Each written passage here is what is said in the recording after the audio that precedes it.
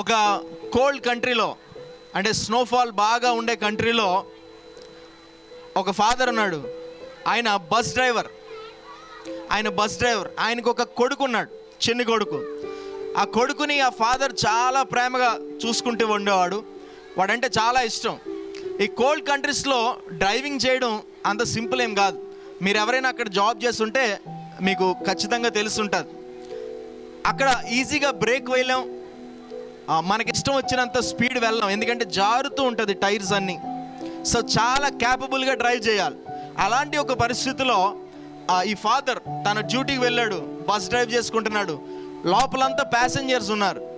So కొంత దూరం వెళ్ళిన తర్వాత వీరు ఎక్కడైతే ఉంటారో ఆ ఏరియాకి వచ్చారు. ఆ ఏరియాకి వచ్చిన తర్వాత కొంత దూరంలో చూస్తున్నాడు, తన కుమారుడు ఇంట్లో నుంచి బయటకు వచ్చి ఆ రోడ్డు మీద పాకుతూ ముందుకొచ్చి ఆడుకుంటున్నప్పుడు ఈ ఫాదర్ తన కుమారుడిని చూసి లోపల గలిబిలు చెందుతున్నాడు. పక్కనున్న వారికి చెప్తున్నాడు, నా కుమారుడు రోడ్డు మీదకి వచ్చాడు అని. అంటే పక్కనున్నవారు, ఇంకా ఆలోచిస్తావేంటి, బ్రేక్ వేయి. అప్పుడు ఈ ఫాదర్ మైండ్లోకి వచ్చింది ఏంటనంటే, నేను ఇప్పుడు బ్రేక్ వేస్తే, ఈ స్పీడ్లో ఈ స్నోఫాల్లో నేను బ్రేక్ వేస్తే బస్ అంతా తిరగబడిపోతుంది, మొత్తం అందరూ చనిపోతారు. ఇప్పుడు మైండ్లో ఇతను డెసిషన్ తీసుకోవాల్సిన టైం వచ్చింది. నా బస్ లోపల ఉన్న ప్యాసింజర్స్ని రక్షించాలంటే అక్కడ ఉన్న నా కుమారుడి మీదకి బస్సు ఎక్కించాలి. నా కుమారుడిని రక్షించాలనుకుంటే నేను, నాతో పాటు ఉన్న లోపల ఉన్న ప్యాసింజర్స్ అందరూ కూడా చచ్చిపోవాలి. ఇతడు డెసిషన్ తీసుకోవాల్సిన టైం వచ్చింది. డెసిషన్ తీసుకున్నాడు. బ్రేక్ వేయడానికి ఇతడు సాహసించలేదు.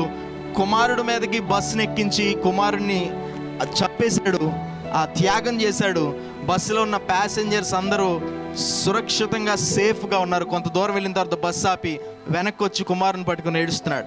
ఎగ్జాంపుల్ మీకు ఎందుకు చెప్తున్నానంటే, దేవుడైన వాడు మనుషుల యొక్క పాపాన్ని, ఈ బస్ డ్రైవర్ ఎలాగైతే తన ప్యాసింజర్స్ని రక్షించుకోవడానికి తన కుమారుని బలిచ్చాడో, దేవుడైన వాడు మనుషులు కట్టు చెదిరి తిరుగుతున్నారని, పాప భారంతో ఉన్నారని, వారికి ప్రాయశ్చిత్తం లేదని తన సొంత కుమారుడైన యేసుక్రీస్తు ప్రభుల వారిని పంపించి అతన్ని బలియాగంగా ఇవ్వడానికి లోకానికి పంపించాడు. నీకు రక్షణ ఇవ్వడానికే యేసు ప్రభు వచ్చాడు. ఆ బస్ డ్రైవర్ ఎలాగైతే ఆ పిల్లవాడిని త్యాగం చేశాడో అదే రీతిగా యేసు ప్రభు త్యాగం చేసి ఈ లోకానికి వచ్చాడు.